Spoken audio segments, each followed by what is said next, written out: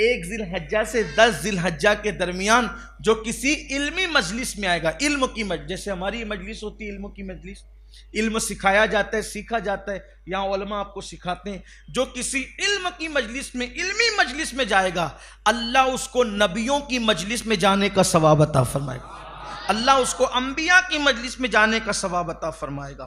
फिर उसके बाद आकाए करीम सल्लल्लाहु अलैहि वसल्लम इरशाद फरमाते हैं,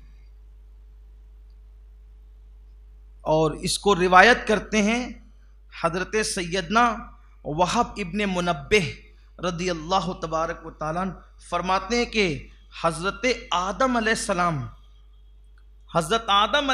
को जब अल्लाह ने ज़मीन पर उतारा तो आदम अलैहिस्सलाम रोते रहे और कोई जवाब नहीं आया। फिर अल्लाह तबारक व तआला ने आदम व हव्वा को जब मिलाया, जब हजरत आदम से ख़ता इज्तिहादी हो गई थी तो इनको अल्लाह ने जुदा कर दिया था।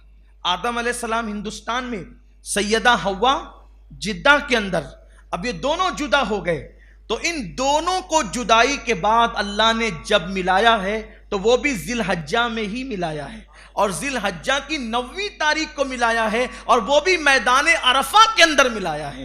तो ये दोनों के मिलने का वक्त भी जो है जिलहज्जा ही है।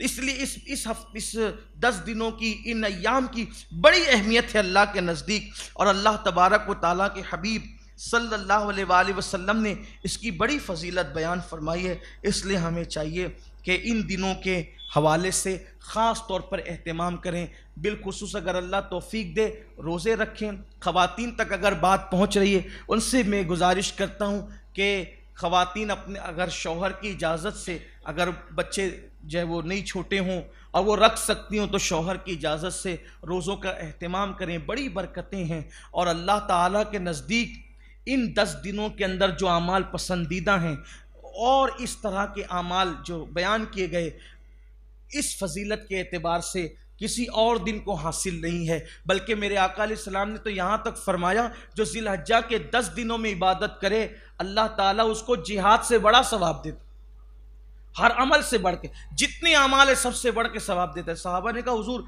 शहादत से ही बढ़ के? आका अलैहिस्सलाम ने फरमाया नहीं, शहादत का जिसको मर्तबा मिल जाए फिर ये सिला बहुत बड़ा है। अलबत्ता शहादत के अलावा जितनी फजीलतें, जितनी बरकतें हैं आमाल की, अल्लाह ताला उस सबसे बढ़ करके, शहादत से कम और उसके अलावा जितनी फजीलतें हो सकती है, इन अय्याम में फजीलत का वो अजर और वो सिला अता फरमाता है। इसलिए हमें चाहिए तिलावत का एहतमाम करें, दुरूद शरीफ का एहतमाम करें, हो सके तो किसी गरीब को लिबास पहनाएं, मिस्कीन को सदका दें, बीमारों की मिजाज पुरसी करें, इसी तरह से जो है वो किसी बीमार की मदद करें, इमदाद करें। इसी तरह से जो है वो अल्लाह तबारक व तआला ने अगर तौफीक अता की हो, अगर अल्लाह ने तौफीक दी हो तो कुर्बानी करें। अगर आप साहिब निसाब है, मालिक निसाब है, तो कुर्बानी करें।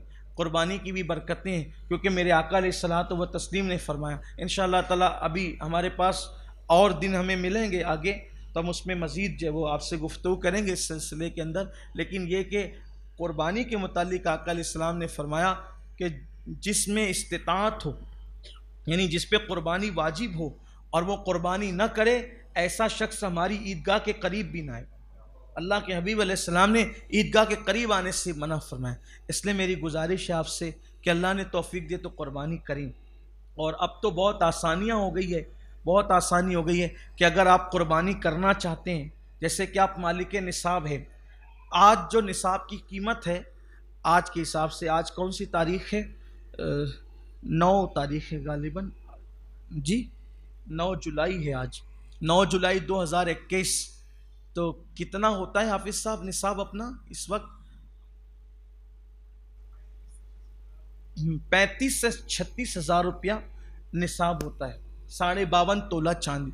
तो जिसके पास इतनी रकम है, जिसके पास इतनी रकम है, इतनी रकम का हाजतें असलिया के अलावा इतनी रकम का वो मालिक है, तो उस पर कुर्बानी वाजिब है। अब उस पर कुर्बानी वाजिब है तो उसको करना चाहिए। अब बहुत सारे लोग कुर्बानी करते नहीं, और ये वो पता नहीं क्या क्या मामलात करते हैं, तो कुर्बानी उस पर वाजिब। अच्छा, ज़कात के लिए ये है कि निसाब पर साल गुजरना चाहिए, ज़कात के लिए कि निसाब पर साल गुजरना चाहिए। कुर्बानी के लिए ऐसा नहीं है कि अगर जो है वो ईद उल अजहा से 1 घंटा पहले भी अगर आपके पास इतनी रकम आ गई हाजत असलिया के अलावा, तो आप पे कुर्बानी वाजिब होगी। उस पर साल गुजरने की शर्त नहीं, कुर्बानी ज़कात के लिए साल गुजरना चाहिए, कुर्बानी के लिए नहीं। तो कुर्बानी करना चाहिए। साथ ही साथ ज़िलहज्जा शरीफ का चांद जब नज़र आ जाए, तो चांद नज़र आने से लेकर के अगर आप कुर्बानी करते हो तो कुर्बानी करने तक कोशिश करें, नाखून न तराशें, बाल न काटें, इन सब का एहतियात करें। तो ये मुशाबियत होती है हाजियों के साथ, ये कोई वाजिब और फ़र्ज़ नहीं है। ये इमाम अहले सुन्नत ने फतावा रज़विया शरीफ में लिखा, मुशाबियत है हाजियों के अमल के साथ, ठीक है। इसी तरह अगर कोई कुर्बानी नहीं करता, कोई कुर्बानी नहीं करता तो उसको चाहिए कि वो कम से कम ईद की नमाज तक के लिए रखें, नाखून और बाल वगैरह रखें, यानी उसको इन 10 दिनों में न कटाएं। उम्मीद की जाती है कि अगर वो ईद की नमाज के बाद नाखून वगैरह काटे और बाल वगैरह कटाए तो अल्लाह ताला उसको भी कुर्बानी का अजर सवाब अता फरमाए।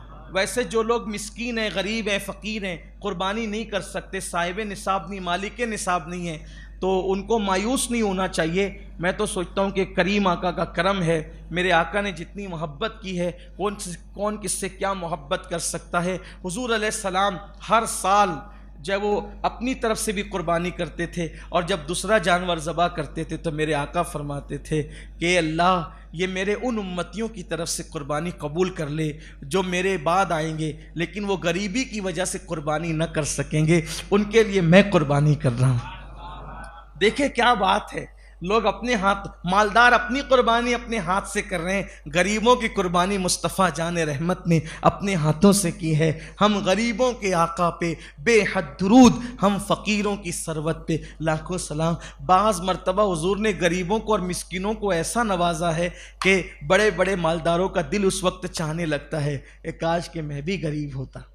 कभी कभी ऐसी तबीयत आदमी की हो जाती है, बहरहाल ये उनका करम है, लेकिन मालदारों को मायूस नहीं होना चाहिए, उनको भी शुक्र अदा करना चाहिए, ये भी करम की बात है। गरीब हो तो हुजूर तुम्हारी तरफ से कर रहे हैं, अमीर हो तो तुम अपने नबी की तरफ से कर रहे हो, ये भी बड़ी बात, ये भी बड़ा तोहफा है।